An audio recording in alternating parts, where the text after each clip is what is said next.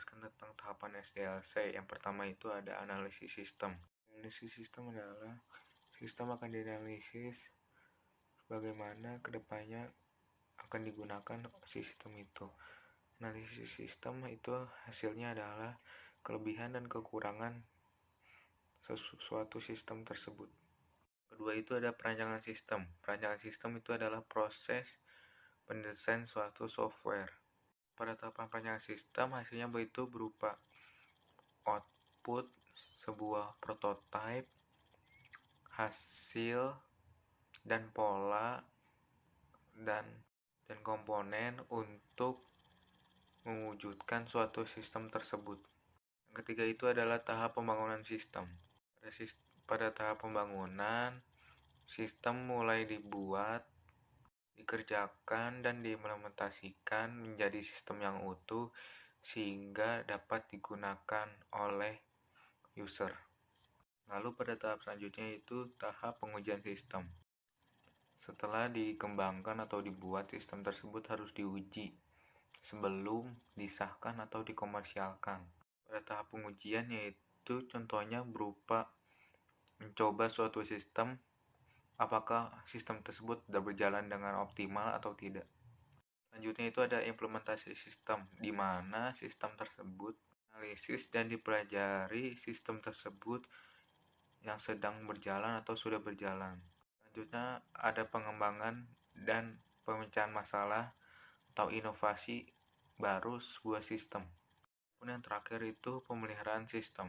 Software yang telah dihasilkan itu harus terus dipantau dan dipelihara untuk memastikan bahwa sistemnya dapat berjalan dengan sempurna. Dari segi pengguna, waterfall itu untuk proyek kecil dan persyaratan jelas. Prototype itu klien tidak bisa menjelaskan informasi secara maksimal apa yang diinginkan. Dengan spiral yaitu untuk proyek besar dan kompleks sehingga memerlukan komponen yang harus dianalisa secara terus-menerus. Terus yang terakhir ada RAD, yaitu untuk menyediakan pengembangan yang cepat dan mendapatkan hasil yang baik, itu RAD. Adapun tahapan-tahapan dari prototype. Yang pertama itu pengumpulan kebutuhan, kedua itu membangun prototyping, ketiga itu evaluasi prototyping, keempat itu pengkodean sistem, kelima itu pengujian sistem, yang keenam itu evaluasi sistem, ketujuh itu penggunaan sistem, kedua itu ada waterfall.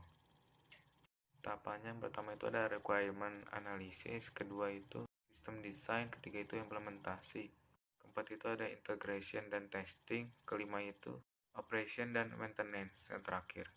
Dengan spiral yang pertama itu customer communication, itu planning dan analisis risk, setelah itu engineering dan communication, terakhir itu ada customer evaluation.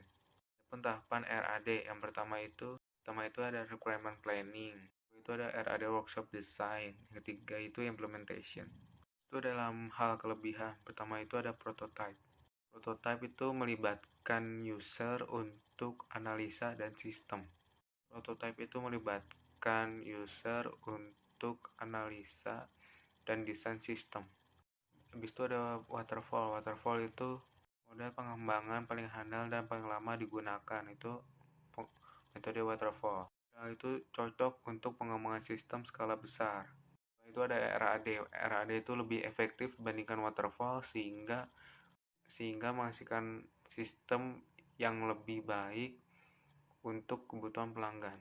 Itu ada kekurangan prototipe itu adalah perencanaan dan analisis terlalu singkat.